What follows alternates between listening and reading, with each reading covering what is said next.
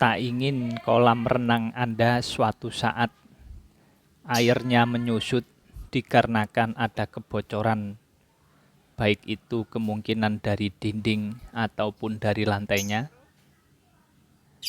Tak ingin hal itu terjadi, maka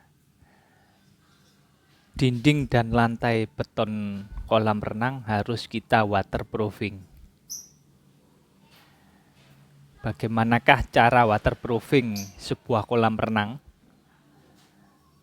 untuk menghindari kebocoran pada kolam tersebut? Dan kapan waktu yang tepat untuk waterproofing? Berikut ini proses waterproofing untuk dinding dan lantai beton sebuah kolam renang. Bagaimana prosesnya? Ikuti terus video ini. Adapun bahan dan alat yang dipakai adalah untuk bahan 1 Sikatop 107. Untuk alat yang dipakai ember, cetok, kuas, kapi, palu, dan alat pengaduk. Seperti ini bahannya. Sikatop 107 terdiri dari 2 komponen. Yang ini semennya, sedangkan yang di dalam botol itu adalah cairannya. Jadi 2 komponen ini harus habis bebarengan, dimana satu paket 2 komponen ini bisa untuk waterproofing kurang lebih 20 meter persegi per 1 kali lapis. Sedangkan untuk kolam ini nanti kita menggunakan 2 kali lapis. Sembari menunggu pekerjaan pagar di area kolam renang ini selesai, dari pemasangan batu alam, pemasangan granit, pembuatan taman gantung,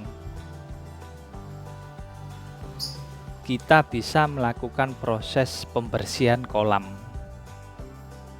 Kita bersihkan semua dan kita cek apakah kolam ini ada yang bocor atau tidak.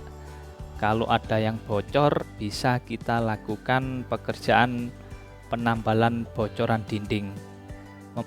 Untuk bagaimana cara memperbaiki kebocoran dinding beton dan lantai bisa disaksikan pada video saya yang sudah pernah saya bahas.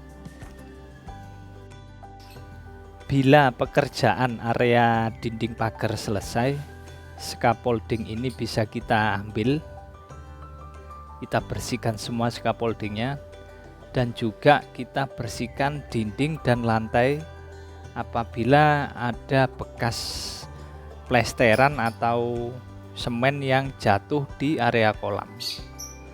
Harus benar-benar bersih. Seperti ini proses pembersihan area yang akan kita waterproofing. Jadi harus benar-benar bersih dari campuran semen, pasir, debu, dan lain sebagainya. Bila sudah bersih, kita mulai campur 2 komponen Sikatop 107 ini. Masukkan cairannya pada ember seperti ini. Cairannya berwarna putih. Setelah itu kita masukkan semennya. Jadi kita bikinnya 1 ember, selesai habis kita bikin lagi, habis kita bikin lagi.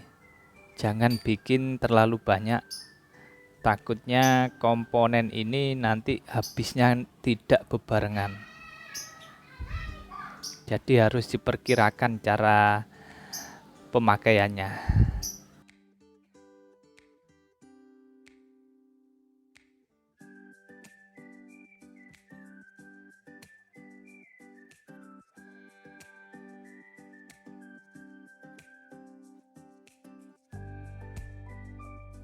Setelah campuran dalam ember dirasa sudah sebanding, Lanjut ke proses pengadukan.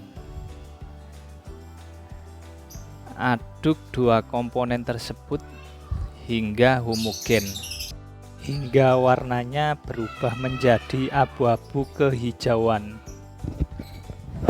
Setelah dirasa adukan homogen, bisa langsung kita lanjut ke aplikasi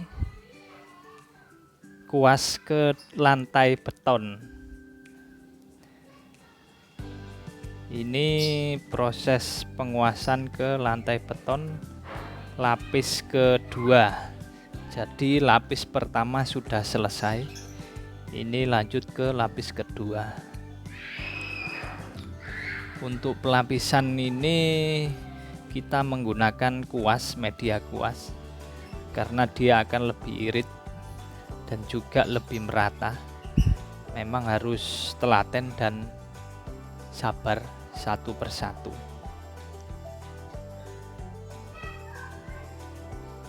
Sedangkan untuk dinding beton sudah kita waterproofing juga menggunakan Sikatop 107 juga.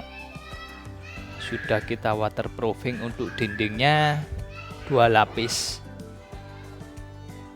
Jadi sekarang kita waterproofing untuk lantainya. Jadi prosesnya adalah waterproofing untuk dinding dulu 1 lapis, selesai lanjut ke lapis kedua untuk dinding juga. Jadi waterproofingnya kita 2 lapis. Setelah dinding selesai, lanjut ke waterproofing lantai, juga menggunakan Sikatop 107, juga dengan sistem 2 lapis. Yang 1 lapis sudah kita lakukan. Sekarang ini adalah proses waterproofing untuk lapis kedua pada lantai beton. Jadi yang perlu dipastikan sekali lagi sebelum waterproofing adalah kita harus memastikan lantai dan juga dinding beton ini tidak bocor.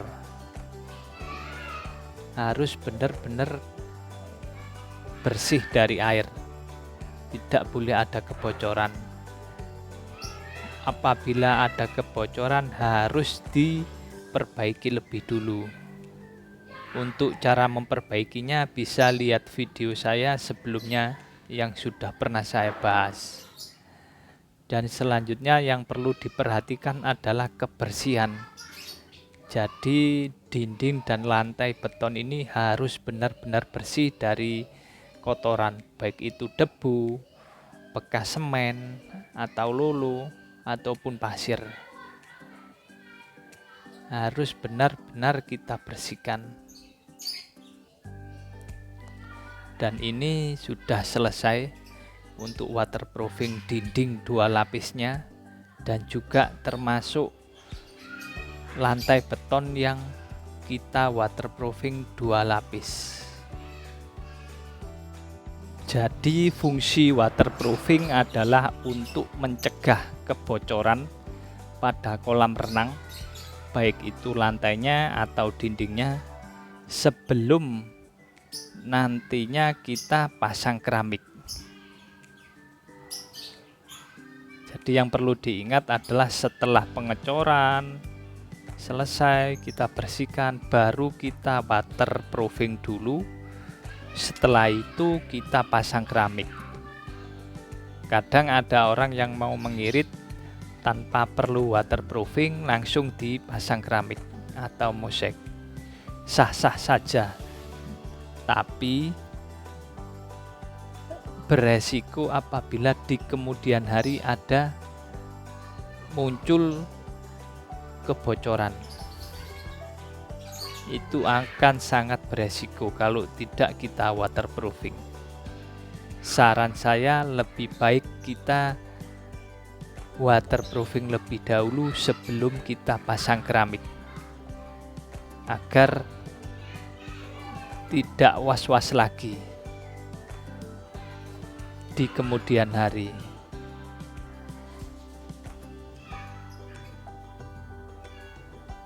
Ini hasil waterproofing untuk dindingnya, dan ini untuk lantainya. Terima kasih telah menyaksikan video ini. Semoga bermanfaat.